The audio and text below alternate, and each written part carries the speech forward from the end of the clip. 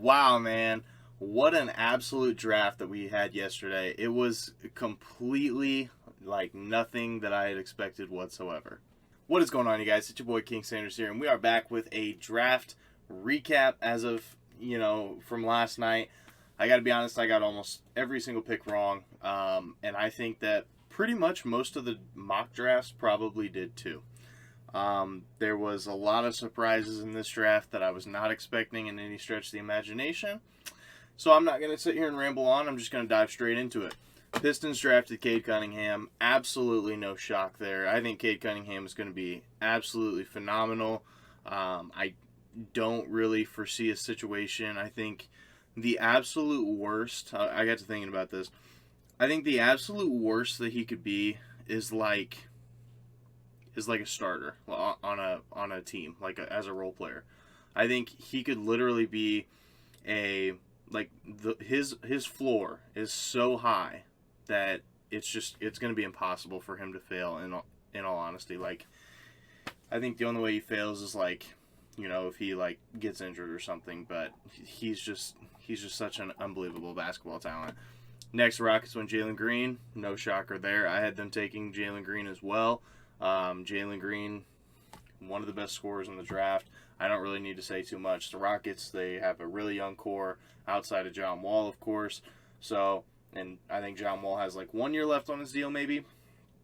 So Jalen Green's going to be that full-time scorer after that. So, love the pick of Jalen Green at 2 as opposed to Mobley, just because Christian Wood has actually been an absolute stud as of last year. So, he might be the big man of the future.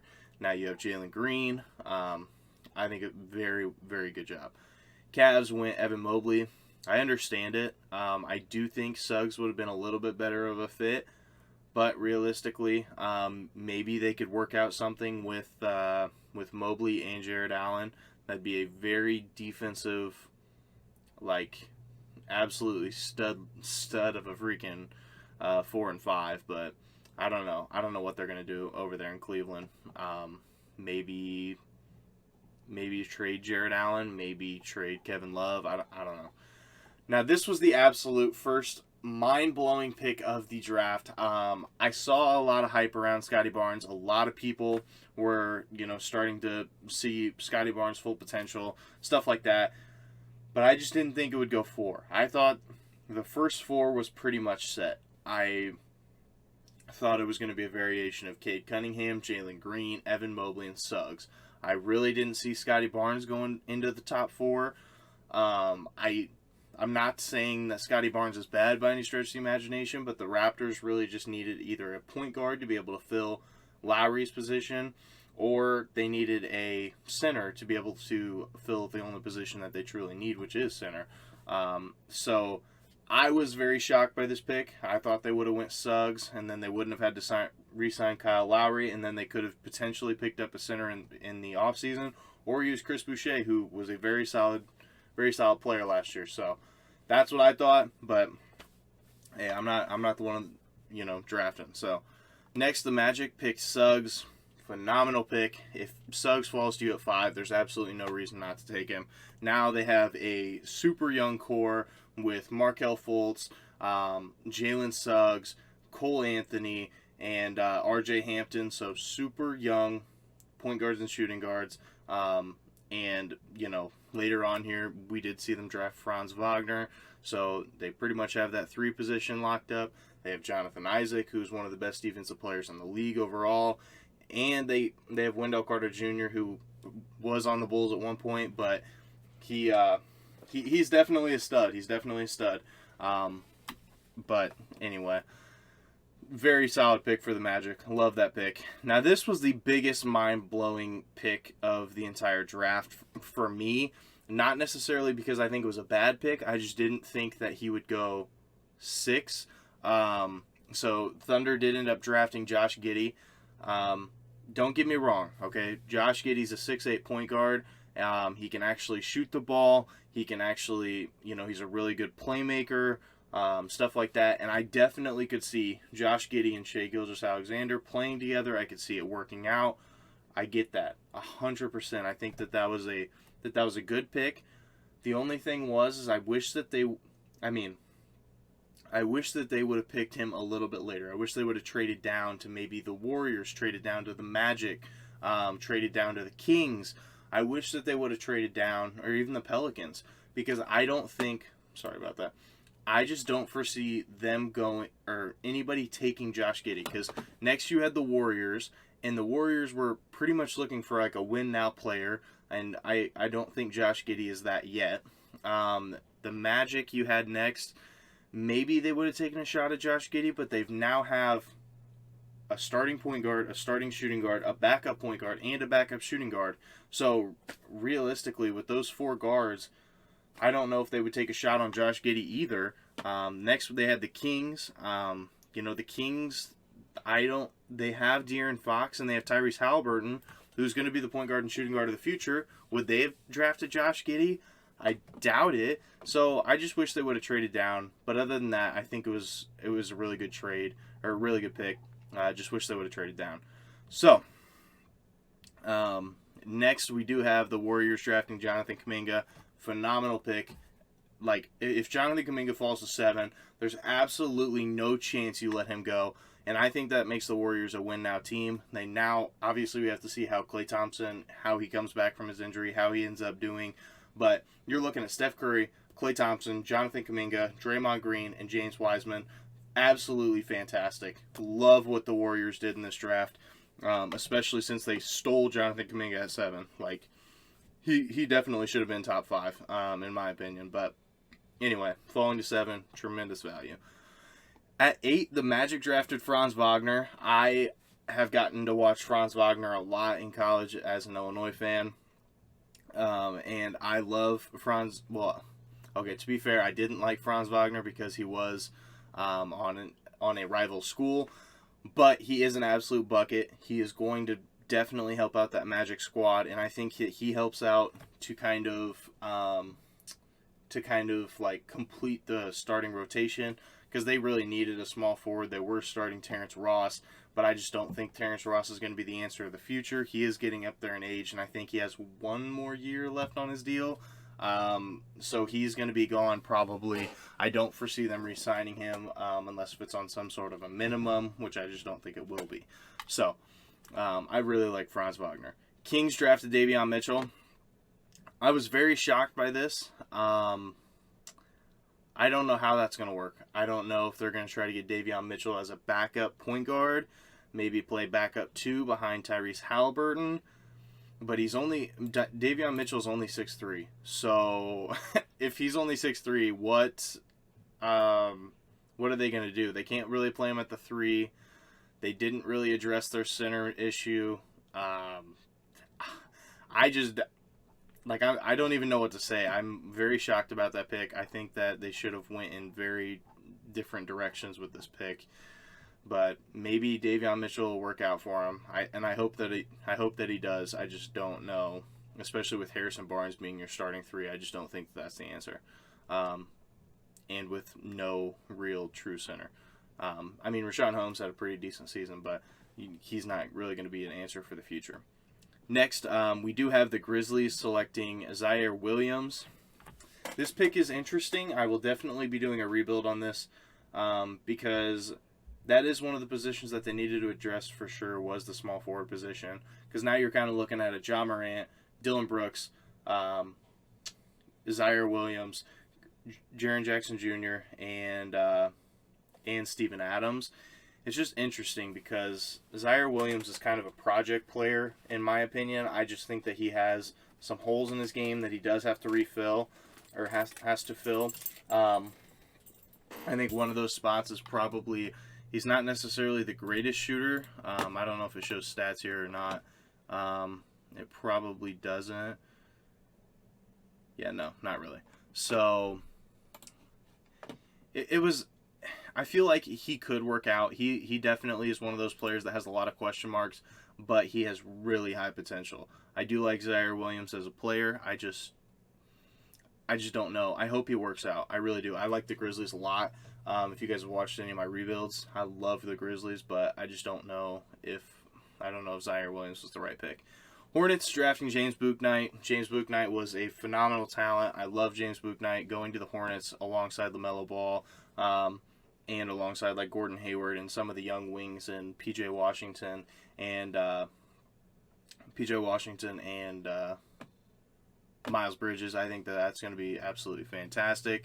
The Hornets also traded away, or they also got, I think it was Mason Plumlee from the Pistons, if I'm correct, if I remember right. I could definitely be off on that, so don't quote me on it. But I think Mason Plumlee got there, so that is kind of an upgrade. I mean, him and Cody Zeller are kind of interchangeable. I hate to say that, but they're kind of interchangeable.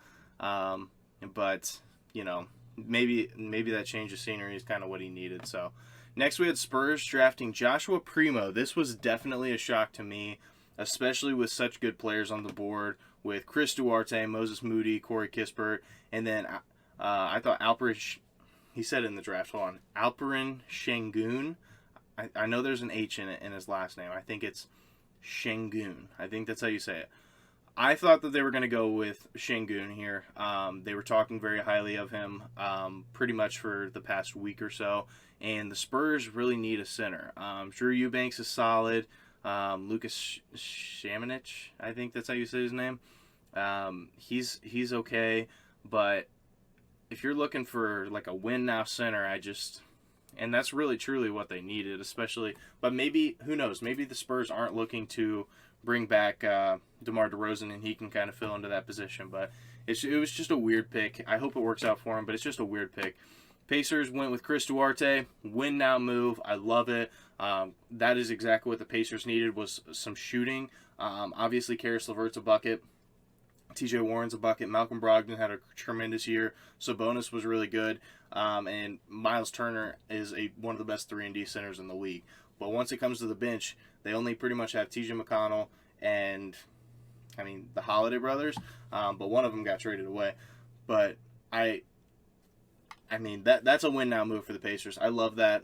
Adds a lot of scoring off their bench, and it's just amazing. I think they probably would have been better off with Moses Moody, but Chris Duarte is the much more mature player. We know that what he's going to be, so I'm not mad with that pick at all. Definitely a win now move for the Pacers. I love it.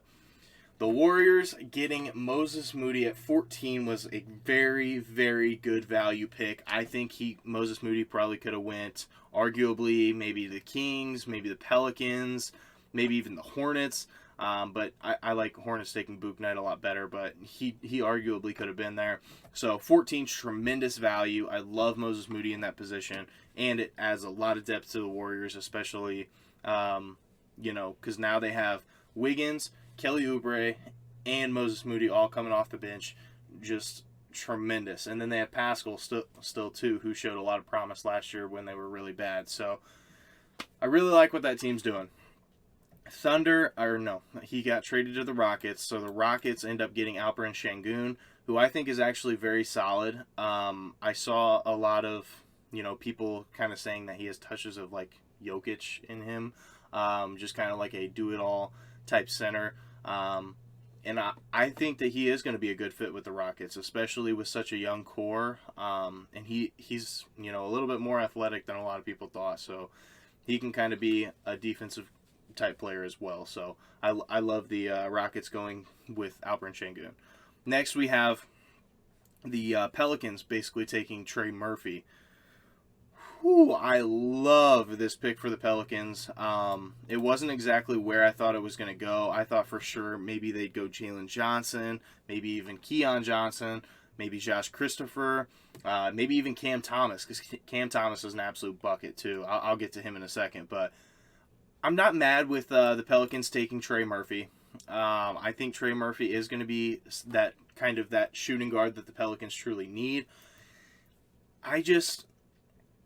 With such a good team such a good young team like the Pelicans, with maybe they bring back Lonzo this year, then they have Trey Murphy, then they have Brandon Ingram, then they have Zion, then they have Jonas Valanciunas. I just don't know how well he's going to develop in a situation like that, because you look at a guy like Kyrie Lewis Jr., who he did get a little bit better as the season went on, but he really didn't get that true moment to shine. And I think Trey Murphy could be an absolute stud if he was on a worse team. So I really wish he would have went, maybe one pick later to the Thunder, maybe went one pick sooner to the Rockets, maybe as like kind of like a project piece here in Houston. But I mean, I'm fine with it. I think that he definitely adds a lot to that team, and I like his game a lot. So next we have the Thunder drafting Trey Mann. I don't think this was a terrible pick. It does add to their bench. I just don't know really. Are they going to play Trey Mann kind of like at the 2? Are they going to be playing him at the starting or at the backup point guard? I just don't really know like what they're going to do with him. I do think that he's a good player. I just don't really know what they're going to do with him. He's a very interesting piece to a Thunder team because they still have Theo Maledon.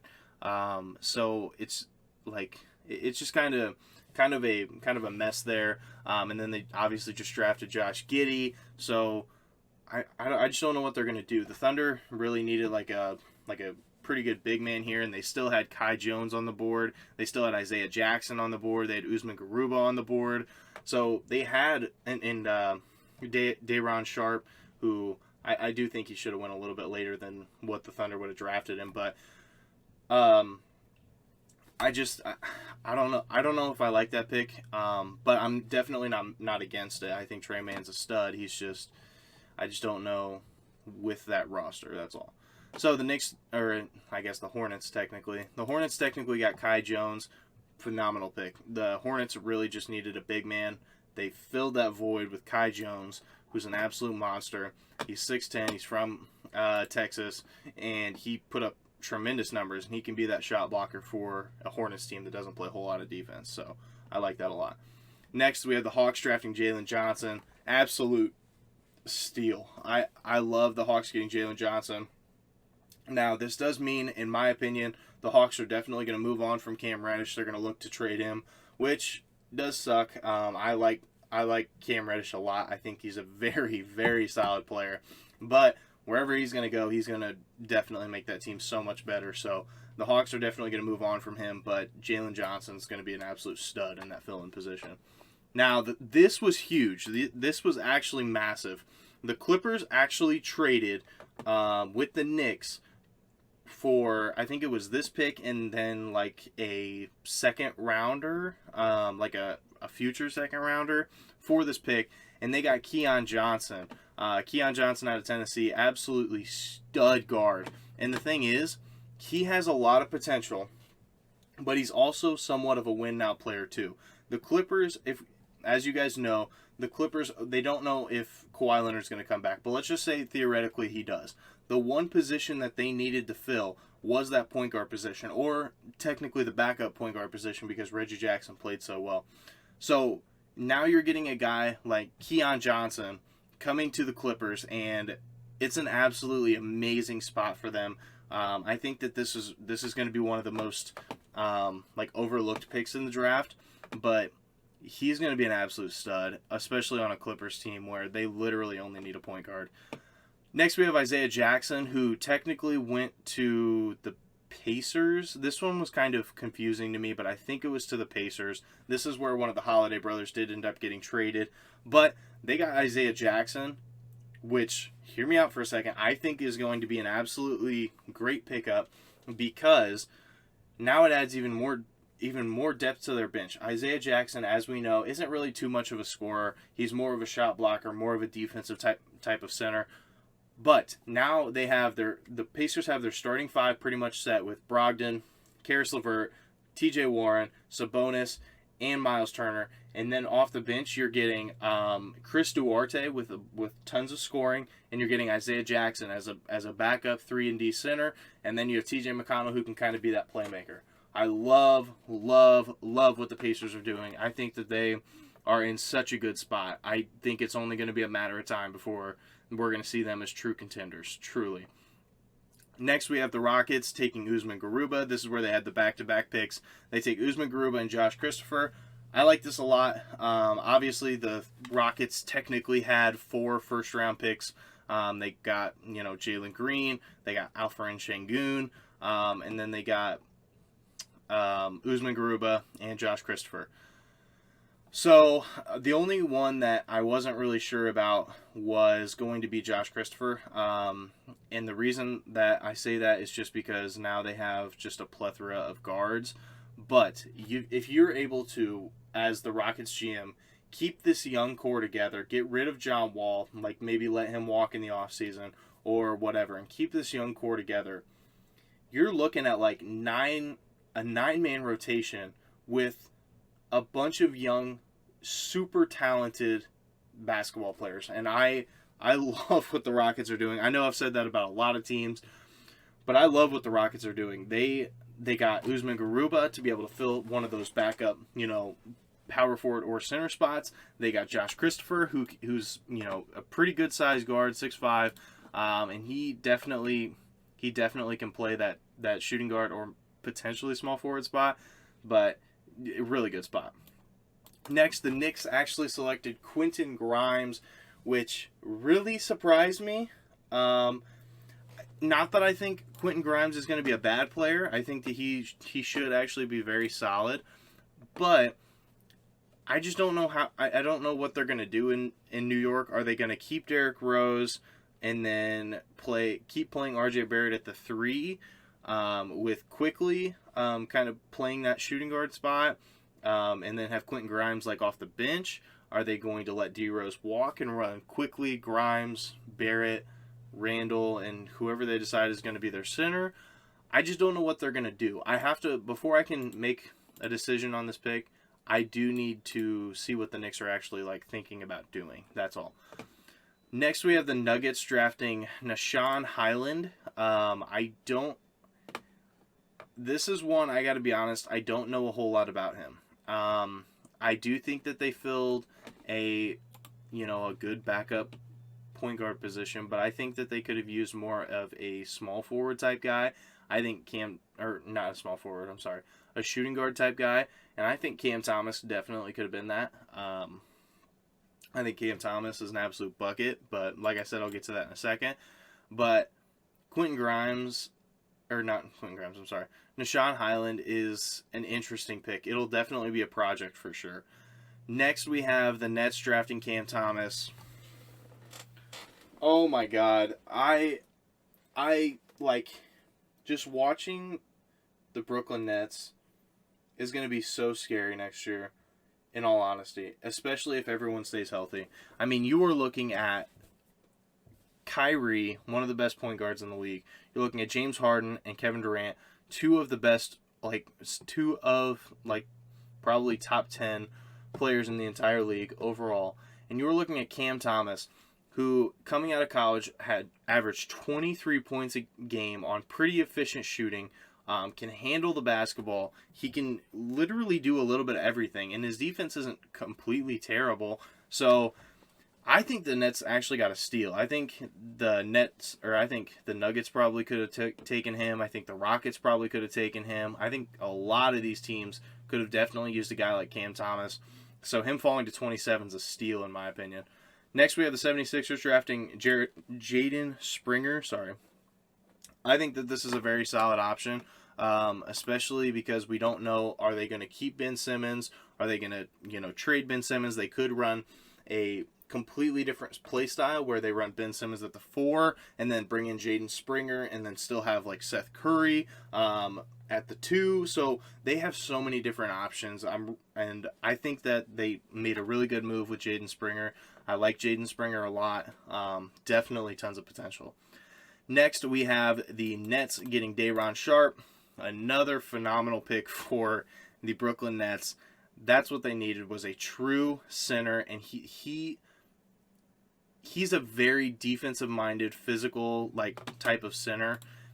He's going to be perfect on that team. He is going to average probably double-digit rebounds, maybe even close to 12 rebounds a game his very first year, because the Brooklyn Nets, they don't really play defense at all, and they don't really try for rebounds at all, except maybe Jeff Green, maybe a James Harden to try to pad his stats, but realistically, none of them really go in for rebounds. So Day'Ron Sharpe is going to be an absolute monster over there in Brooklyn, and in my opinion. The Jazz drafted this guy.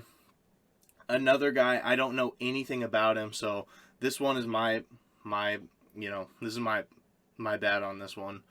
But he looks like he would be a stud.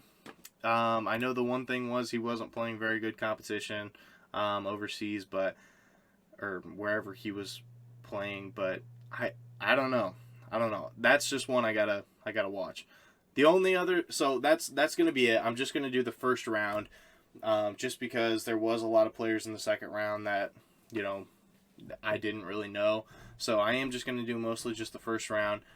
But as a Bulls fan, this is just a quick little Bulls rant, okay? This is the first time in Bulls, since I can remember watching the draft, so probably 6-7 years.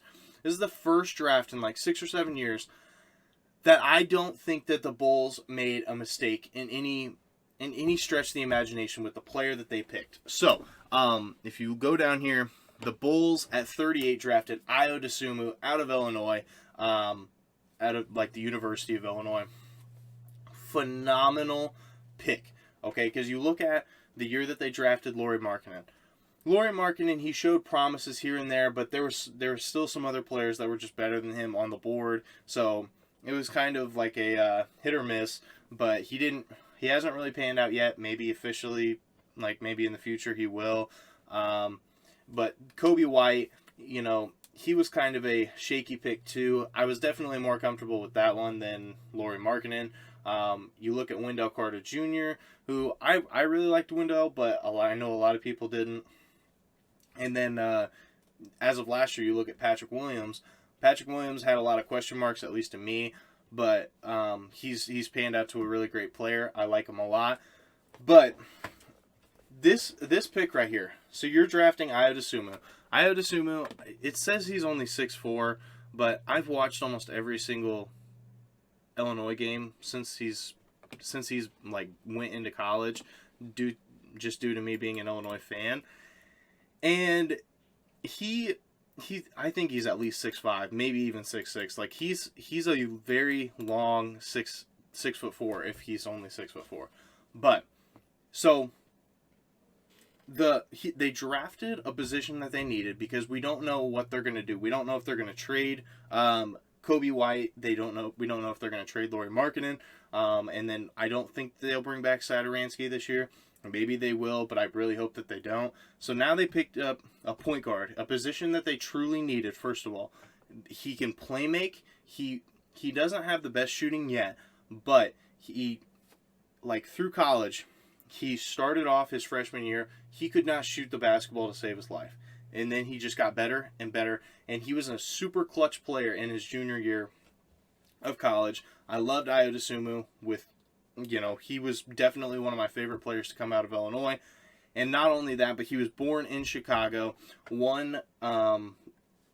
wherever he went to high school, they won 2 state championships with him. So, freaking amazing player. He can play make, he can get to the rim and score with anybody. His mid-range game is phenomenal. So, I think due to his mid-range game being so good, he can develop a three-point shot. So you add a playmaker next to Zach LaVine. You add a playmaker next to the young Patrick Williams. You add a playmaker next to Nikola Vucevic, who was an all-star center last year. So you add a playmaker next to all those things. First of all, Ayo's only going to get better. His playmaking ability is going to only get better, and it's already very good. He's a very good playmaker. On top of that, not only is he going to get better, but his assist numbers are going to be phenomenal. He's also going to make his teammates better because he is capable of putting up 20, 30 points any given night. But he's not like that. He likes to share the basketball. He likes to get his teammates involved. But if he has to, he takes that shot and he makes it a lot of times. There is so many. If you go and look at 3/4 of the highlights of Ayo Dosunmu, a lot of last year was buzzer beaters. He won so many games single-handedly. He would come down and he would score 5, 6, 7, 10, even 10 points in a row and completely close out his opponents. So Ayo Dosunmu to the Bulls in his hometown, that you couldn't have asked for a better pick. I was screaming last night because I was so excited for this pick.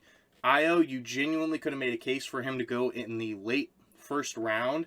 You could have even made an argument definitely before 38. So getting him for the Chicago Bulls is a absolute steal. By far the steal of the draft. So, in the comment section below, let me know what you guys think in regards to what moves your team made last night. Let me know if you're happy with what your team did, if you're frustrated with what your team did, and let me know who your team is, of course. But yeah, those are just my honest opinions about the entire draft. I like the way the draft went. It was one of the most entertaining drafts I've seen in a long time. But yeah, it was definitely different. It was not what I was expecting. So, but yeah, anyway, yeah, this is gonna be King Center signing out. Peace.